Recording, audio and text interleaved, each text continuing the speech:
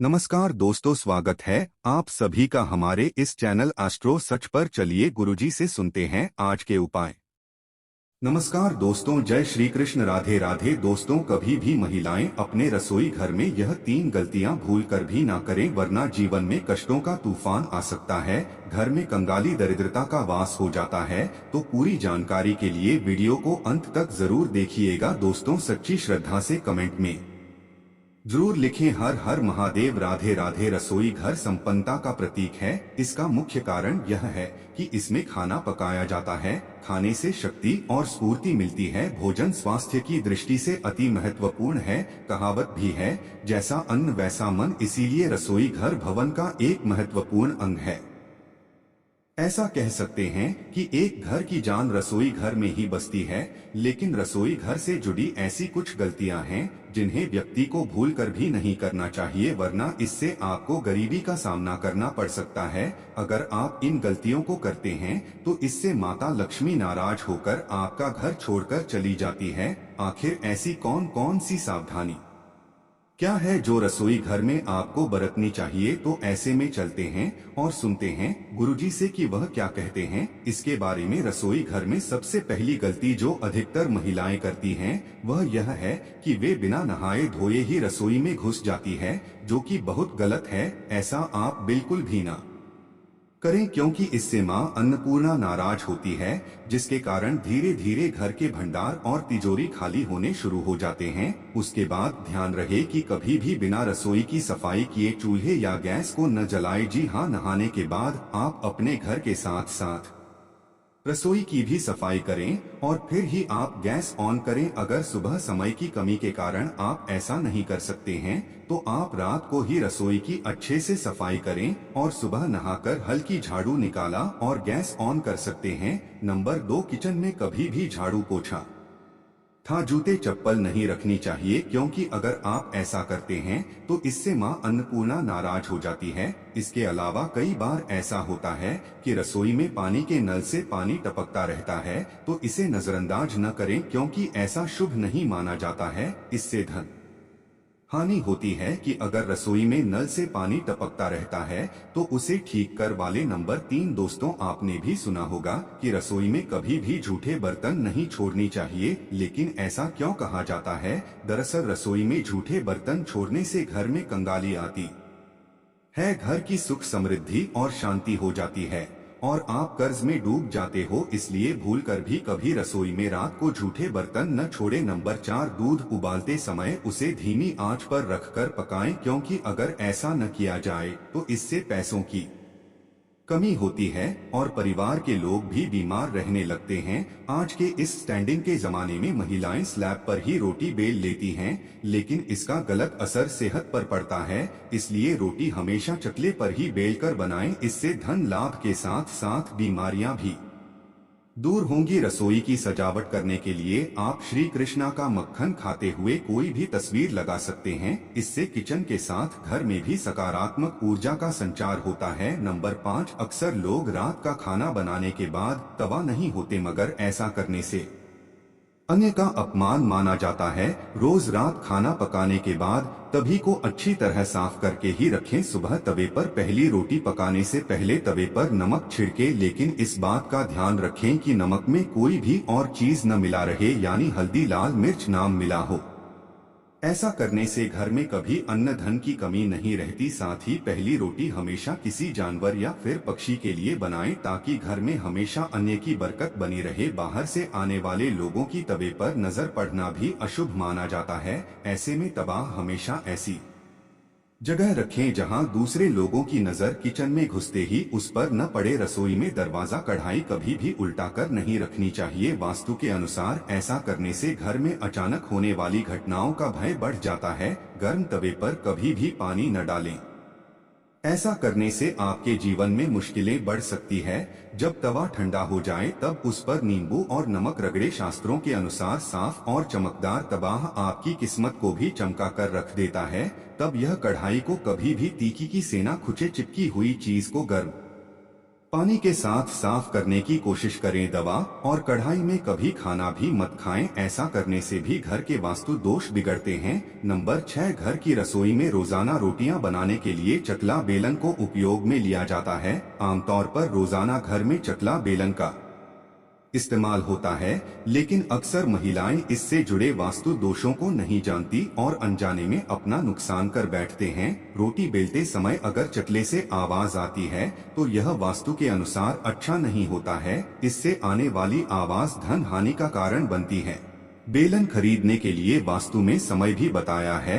आप किसी दिन भी इसे खरीद कर लाते हैं तो यह सही नहीं होगा। मंगलवार या शनिवार के दिन चकला बेलन खरीदना शुभ नहीं होता है, जबकि बुधवार के दिन चकला बेलन खरीदना बहुत शुभ होता है। नंबर 7, आप सूरज जाने के बाद किसी को भी दूध, दही या प्याज न दें, क्योंकि ऐसा कहा जाता है कि इस तरह आप अपने घर की बरकत को दूध, दही, प्याज के रूप में उन्हें देते हो। नमक भी किसी को शाम के समय न दे। रसोई में पूजा घर बनाना भी बहुत अशुभ होता है। जिस घर की रसोई में मंदी होता है उस घर के व्यक्ति बहुत ही गर्म दिमाग के होते हैं और उस घर के सदस्यों के काम बार बार बनते बनते बिगड़ जाते हैं। कारोबार में तरक्की नहीं होती और मन अशांत रहता है। अब जानते हैं कि महिलाओं को रसोई घर में किन कामों में भूलकर भी नहीं करना चाहिए। नंबर 1, सबसे पहले तो सूर्यास्त के समय रसोई घर की कोई भी चीज पड़ोसियों को नहीं देना चाहिए। इससे धन की हानि होती है, घर में अन्न की कमी हो जाती है। रसोई घर में एक से ज्यादा चाकू, छुरी नहीं होना चाहिए। इससे नकारात्मकता का संचार होता है और अन्नपूर्णा नाराज हो जाती हैं। रसोई घर में मकड़ी के जाले नहीं होना चाहिए, इससे राहु दोष उत्पन्न होते हैं। नंबर 2, अक्सर महिलाएं खाना बनाते समय कई ऐसे गंदे काम कर जाती है जिसकी वजह से पूरा परिवार बीमार पड़ जाता है, यहाँ तक कि घर का मुखिया गंगा लाल हो जाता है। इसीलिए किसी भी महिला को दुखी मन से खाना नहीं बनाना चाहिए और खाना बनाते समय शुद्धता का ख्याल रखना चाहिए। इधर उधर हाथ नहीं लगाना चाहिए, वरना बनने वाला खाना दूषित हो जाता है और जो भी इस भोजन को ग्रहण करता है वह निश्चित तौर पर राहु के तू का सामना करता है। पैसा खाना दूषित हो जाता है, इसीलिए अगर आपके हाथ गंदे हो जाएं तो उन्हें दोबारा धोकर खाना बनाना चाहिए। गंदे हाथों द्वारा भोजन बनाने पर घर का हर एक सदस्य बीमार पड़ जाता है। ऐसा खाना जहर के समान होता है, इससे माता अन्नपूर्णा नाराज हो जाती है। नंबर 3, आपको बता दो, महिलाओं को इस बात का ज्ञान होना चाहिए कि बच्चे, बड़े या बुजुर्ग किसी को भी थाली में 3 रोटी परोसकर नहीं देना चाहिए। 3 रोटियां तब निकाली जाती है जब किसी की मृत्यु हो जाती है, अर्थात मरने वाले के लिए 3 रोटियां निकाली जाती हैं। इन 3 रोटी की संख्या को जो भी खाता है उस पर नकारात्मकता का संचार बना रहता है।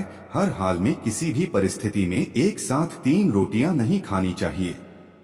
अगर खाने हो 3 रोटियां तो एक साथ कभी न खाएं, एक एक करके खा सकते हैं। दोस्तों, वास्तु शास्त्र के अनुसार कुछ वस्तुएं ऐसी होती हैं जो रसोई घर में बिल्कुल भी नहीं रखनी चाहिए। इन्हें रखने से परेशानियों में वृद्धि होने लगती है। तो आइए जान लेते हैं उन चीजों के बारे में जो हमें रसोई घर में नहीं रखनी चाहिए। नंबर 1, टूटे हुए बर्तन न रखें। रसोई घर में कई प्रकार के बर्तन इस्तेमाल होते हैं। कुछ बर्तन बहुत इस्तेमाल होने के बाद टूट जाते हैं, लेकिन कई बार कुछ हद तक टूटे हुए बर्तन का इस्तेमाल हम करते ही रहते हैं। वास्तु के मुताबिक यह अच्छा नहीं माना जाता है। रसोई घर में कभी टूटे फूटे बर्तनों का इस्तेमाल नहीं करना चाहिए। इससे परिवार के सदस्यों के बीच मतभेद में वृद्धि होने लगती है। नंबर 2, गूंथा हुआ आटा। कई बार महिलाएं किचन में रोटी बनाने के बाद गूंथा हुआ बचा हुआ आटा फ्रिज में छोड़ देती हैं और सुबह फिर से उसी का इस्तेमाल रोटी बनाने के लिए करती हैं।